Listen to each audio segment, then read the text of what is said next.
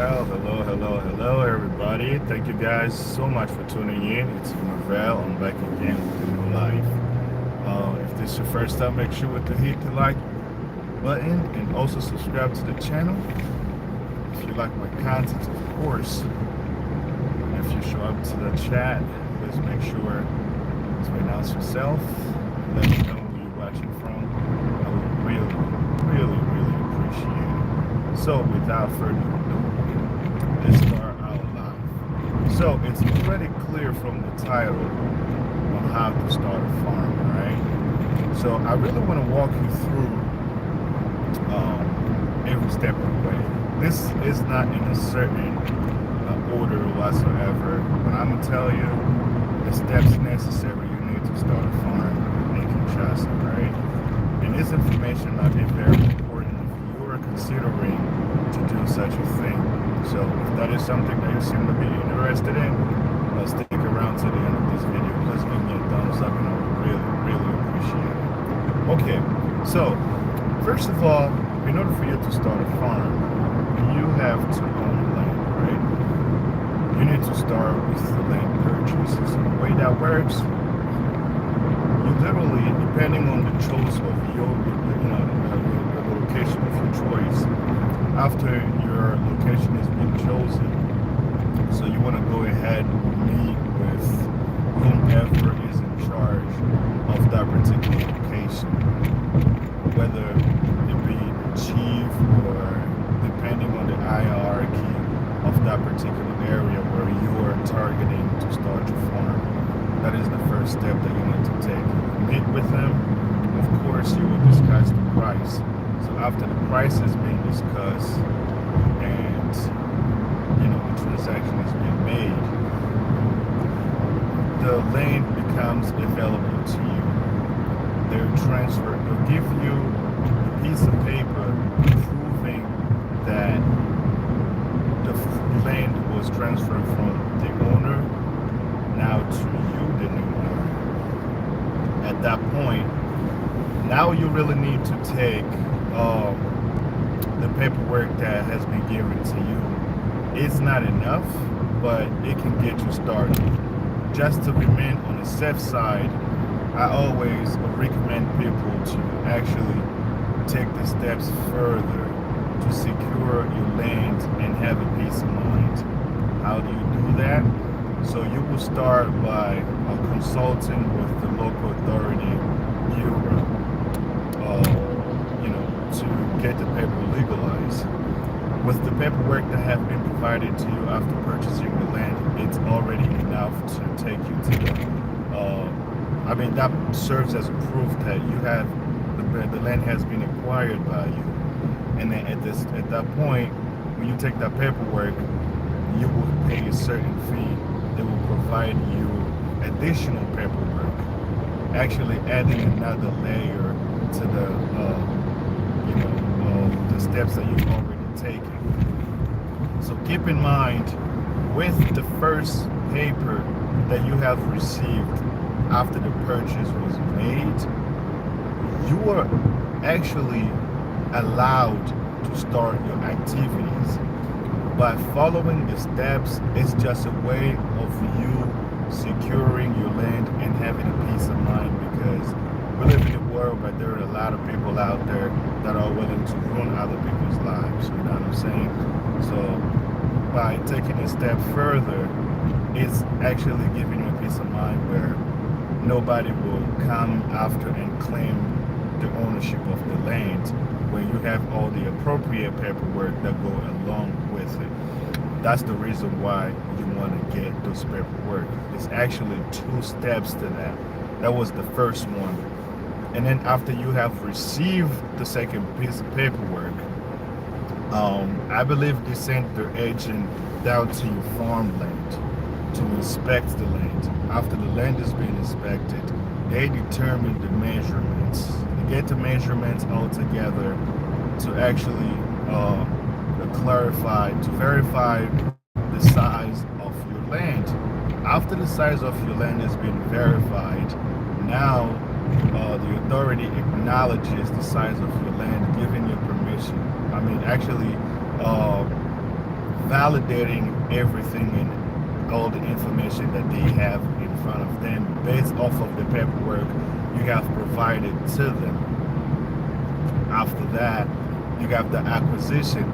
Now you're going to take another step above that, which is going to the final. That is the final stage. After you receive, you get to the final step, which will be at the commune, right? That's what we commonly call it. After you receive that, now you are set. You are good to go in terms of paperwork and like the legal paperwork. You are all set, and everything is well taken care of.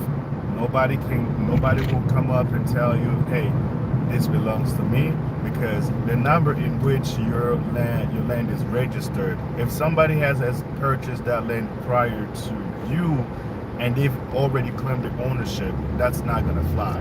They will tell you that this particular land belongs to somebody else.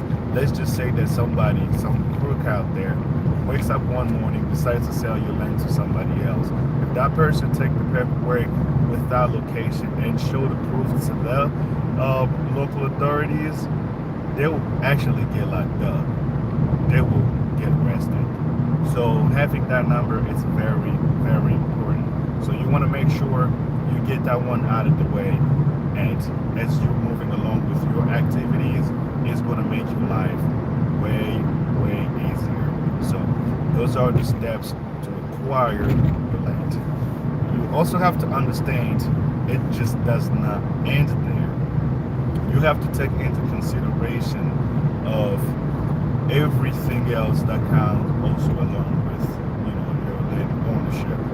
And of course, I have a video on my channel where I discuss the impact of the location and the availability of resources surrounding the land. It's also very, very important because you want to know whether water is available within your farmland, right? And you also need to know the price range also depends on the potential of and the location of your farmland as well. Is the location where your farm is situated practicable? Can vehicle drive there without any issue? Those are the questions you need to have in mind first before you decide to make a move, right? And I'll say to people, you get what you pay for. If you want to get something way cheaper because you want to save money, there is nothing wrong with it. But you have to understand that it's going to come with a lot of challenges. Probably water will not be available in our area.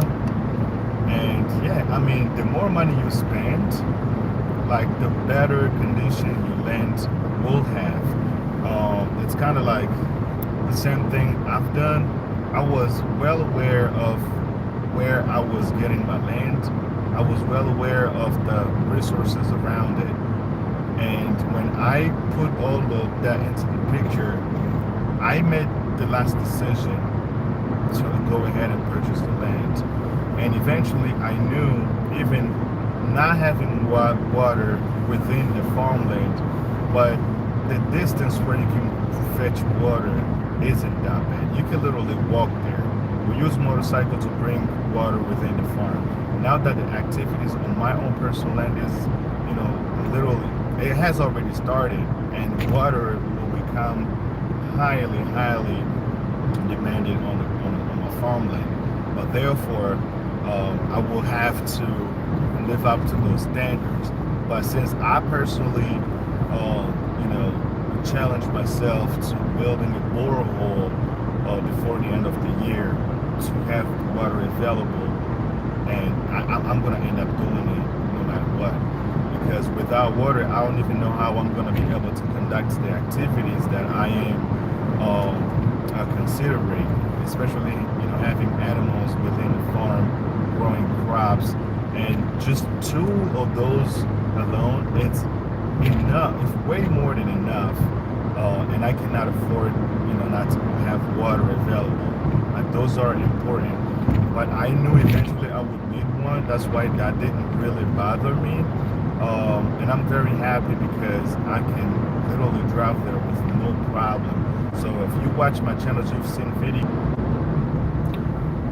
Oh, sorry. So this I lost signal there. I'm actually streaming from my phone in the car, out of my phone. So I'm literally driving. So the internet the connection is probably not stable right now. But I kind of had to get this going because I had this in mind since I was at work, and I figured as soon as I get out, I will actually go ahead and talk about it. So those are the things that's very important, and you should consider those. Whether if you really are considering getting into farming, and the best way to start, and the very simple ones are the things that I've mentioned so far in this video. If there is anything that I didn't cover, or there's some other additional information you would like to know about this particular topic, please let me know in the comment section down below, and I'll do my best to get back to you as quickly as possible with more detailed information. And I'll find a link to the video that I referred to, where I talked about how to acquire farmland in a more detailed manner, and I will put that in the description as well for you to go and watch the video so you can get a better understanding of that. So I went live here to kind of cover that story, but I also have to announce that I got videos that's on the way, and it will be released soon, so keep those alerts turned on, and you don't want to miss those videos. And I'm going to keep you updated on what's going on my farm right now. The construction is almost at the end, and we cannot wait till everything is complete, ready to go, in order for the pigs to move onto the farm, and giving me more room to start building other structures for other animals like chickens, goats, lambs, and so forth. So yes, thank you guys so much for tuning in. I really do appreciate you as always. If it wasn't for you, my channel would not have gotten this far, but we still got a long way to go. And it's really my pleasure to have you on my platform, on my YouTube channel. You guys really mean a lot to me. Continue to share my video, continue to subscribe and like in my video. It really helps out with the YouTube algorithm. Words are not even enough to express how I feel about how happy I am with my audience. Thank you guys again for tuning in. Until the next video, I'll see you guys later. Peace.